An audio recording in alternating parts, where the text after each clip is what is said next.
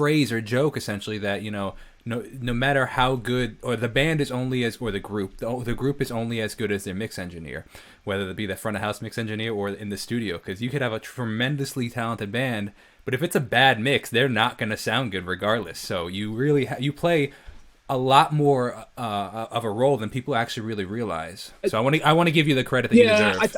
I think the two sides of that are, you know, as an engineer, sometimes you open a session and you think, okay, this is unmixed, but this is good. This is good music. Sure. Yes. And it's like, it, not that it doesn't matter what I do, but like, this is going to be good. And I'd almost have to go out of my way to make it not good. And there's sometimes you get a session and you open it up and you think, you know, I can make this less bad, but there's nothing I could do to make this good.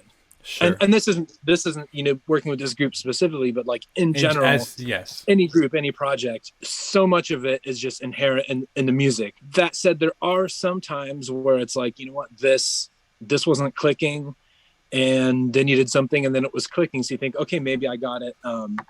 Maybe I got it over the hump and did something like that, or I didn't mess it up. But I definitely, one thing that's fun for me to do, re-listen to music that I really liked when I was young. Maybe music I haven't heard since I was 14 or 10 or whatever. You know, now that I have a room and I have developed ears to put it on, and sometimes I think, oh my God, this song I liked has the most amazing mix. And sometimes you think this song I loved has a terrible very true mix by technical standards, but I loved it. So either the mix didn't matter, or there's something about the mix that quote unquote not good, but worked about the music. So it's pretty telling to go back and listen and hear music the way you didn't hear it, even though you heard the song 200 times. And it's also a reminder that so much of what you do either doesn't matter or can get in the way if you're getting in the way. You know, you'll think, well, why did I like this song? And you think, well, the melody's amazing and the drums are amazing and everything else kind of didn't matter, but that's what I liked. Must have been what I liked about it then. So it's a reminder to step back and try to listen to things as though a lot of those things didn't matter to you and you were just somebody who wanted the, you know, direct injection of the music. Yeah. No, it's super fascinating, man. One final question for you. People are, one of the more intricate songs of the album was the one with the I Saw Three Ships. There was a lot of stuff going on. Can you talk just a little bit about that process with, I mean, even in the recording of it, they showed all the different, you know, percussive things that they were doing. And I just actually, this is a personal question for myself. I'm curious, were they miking in like those, I could have sworn I saw like metal, like tins and stuff like that. Were they miking the tins for reverb?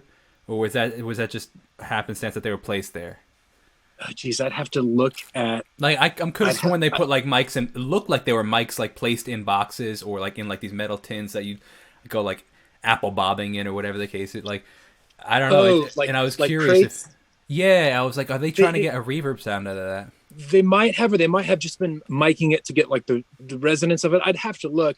I mean, one thing about this album, you know, I mentioned that my process was on the box, but when they recorded it, it was very, very analog. Like, so even though I'm in the box, by the time everything got to me, it was, you know, C12s and U67s through Neves and then through an SSL and like, you know, their outboard compressors. So it's not like the album as a whole was in the box. Like there was a lot going on from the engineering side that made my life easier. And I don't know exactly, like if they sent me a stem of like, oh, here's this cool percussive sound we got, you know, sometimes that would be 5 or 6 sounds summed there and sent to me. So I don't, so I would have to, I don't want to watch the video again and see what you're saying. And also remember like what the heck was even going on. Cause this was months ago. Sure. Of course. This was 200 songs ago. So I'm trying to like, I do remember on that one, they had some like percussion that they were making with their, like with the cello bow and stuff that I don't think made the video. And there was also a lot of experimenting with stuff that like, let's try this. And then it doesn't make it in the final mix. So to avoid misspeaking, I would want to look at that. Sure. Absolutely. And make sure I'm not making something up before I commented.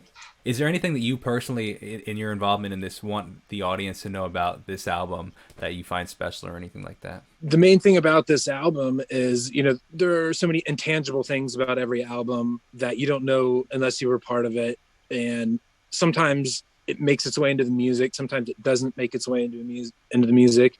Sometimes what's wrong with an album is that there needed to be intangible things in the music that just weren't there. What was nice about this album was that they were back together in one place.